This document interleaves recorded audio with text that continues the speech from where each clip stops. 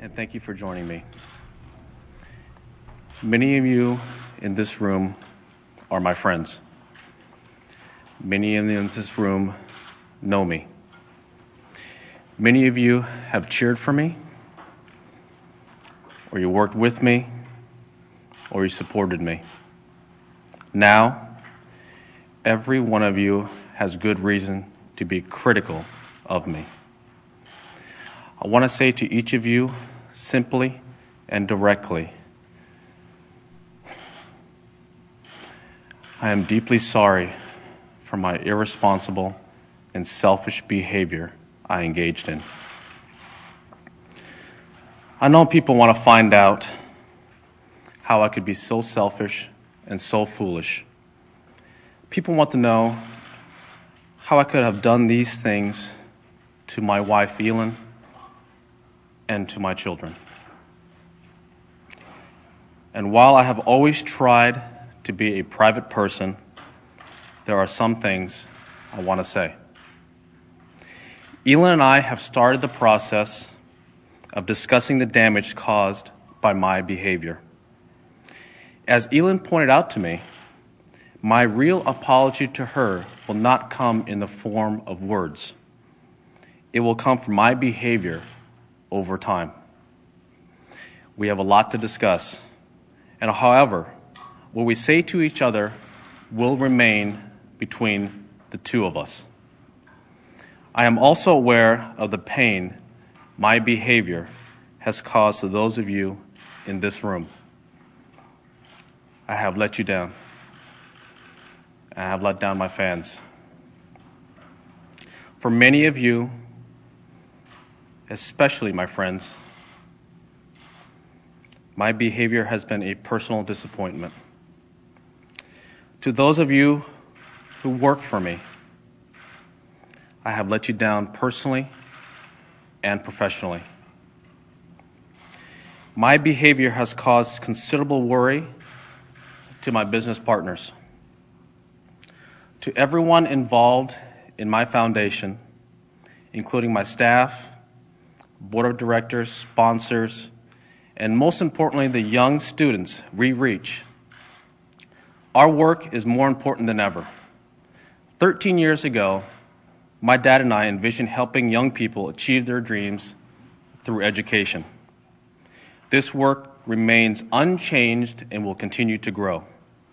From the Learning Center students in Southern California to the Earlwood Scholars in Washington, D.C., millions of kids have changed their lives, and I am dedicated to making sure that continues.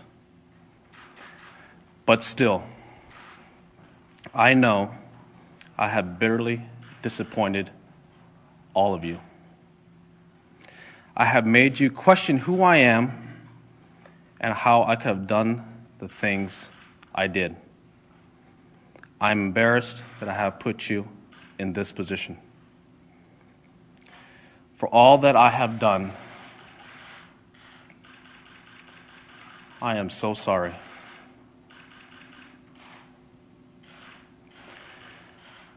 I have a lot to atone for, but there's one issue I really want to discuss. Some people have speculated that Elin somehow hurt or attacked me on Thanksgiving night. It angers me that people would fabricate a story like that.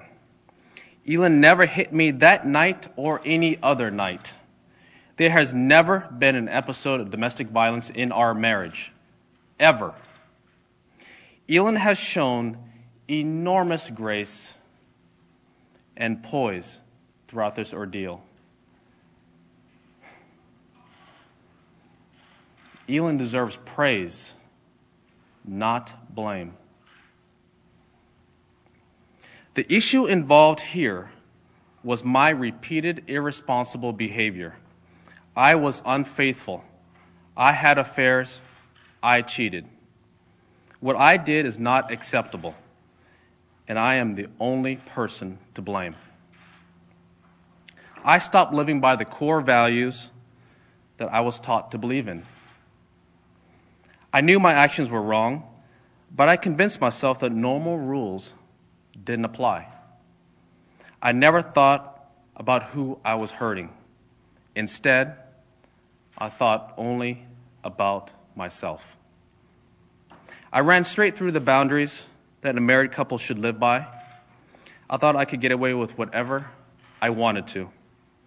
I felt that I had worked hard my entire life and deserved to enjoy all the temptations around me. I felt I was entitled. Thanks to money and fame, I didn't have to go far to find them. I was wrong. I was foolish. I don't get to play by different rules.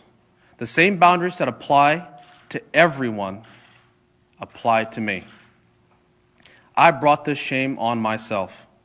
I hurt my wife, my kids, my mother, my wife's family, my friends, my foundation, and kids all around the world who admired me.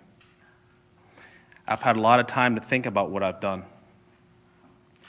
My failures have made me look at myself in a way I never wanted to before. It's now up to me to make amends, and that starts by never repeating the mistakes I've made. It's up to me to start living a life of integrity. I once heard, and I believe it's true, it's not what you achieve in life that matters. It's what you overcome. Achievements on the golf course are only part of setting an example. Character and decency are what really count. Parents used to point to me as a role model for their kids. I owe all those families a special apology. I want to say to them that I am truly sorry. It's hard to admit that I need help, but I do. For 45 days, from the end of December to early February, I was in inpatient therapy, receiving guidance for the issues I'm facing. I have a long way to go, but I've taken my first steps in the right direction.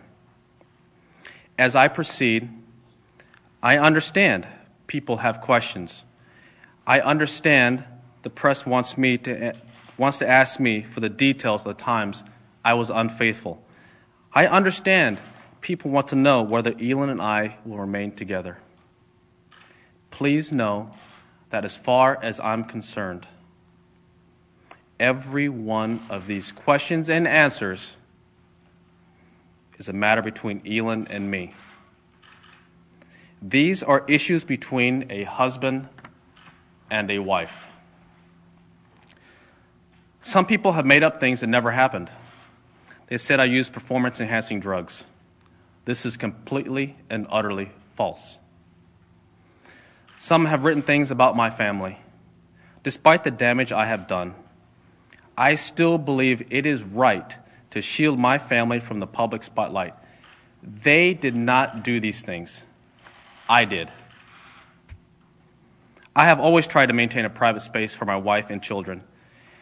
They have been kept separate from my sponsors, my commercial endorsements. When my children were born, we only released photographs so that the paparazzi could not chase them.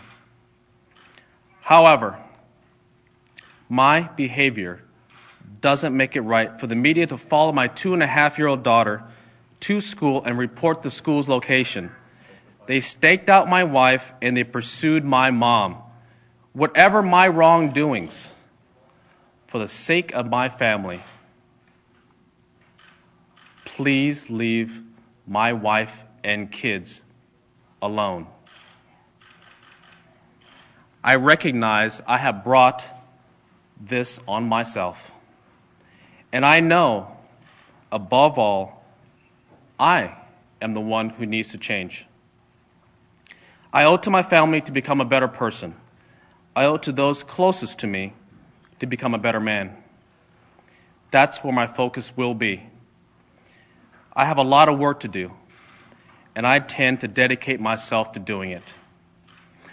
Part of following this path, for me, is Buddhism, which my mother taught me at a young age. People probably don't realize it, but I was raised a Buddhist, and I actively practiced my faith from childhood until I drifted away from it in recent years. Buddhism teaches that a craving for things outside ourselves causes an unhappy and pointless search for security. It teaches me to stop following every impulse and to learn restraint. Obviously, I lost track of what I was taught. As I move forward, I will continue to receive help because I have learned that's how people really do change. Starting tomorrow, I will leave for more treatment and more therapy. I would like to thank my friends at Accenture and the players in the field this week for understanding why I'm making these remarks today. In therapy, I've learned the importance of looking at my spiritual life and keeping in balance with my professional life. I need to regain my balance and be centered so I can save the things that are most important to me, my marriage and my children. That also means relying on others for help. I've learned to seek support from my peers in therapy, and I hope someday to return that support to others who are seeking help. I do plan to return to golf one day. I just don't know when that day will be. I don't rule out that it will be this year.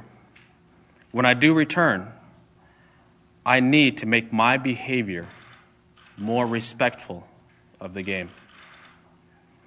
In recent weeks, I have received many thousands of emails, letters, and phone calls from people expressing good wishes. To everyone who has reached out to me and my family, thank you. Your encouragement means the world to Elon and me. I want to thank the PGA Tour, Commissioner Fincham, and the players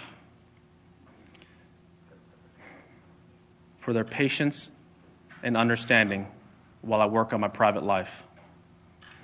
I look forward to seeing my fellow players on the course. Finally, there are many people in this room and there are many people at home who believed in me.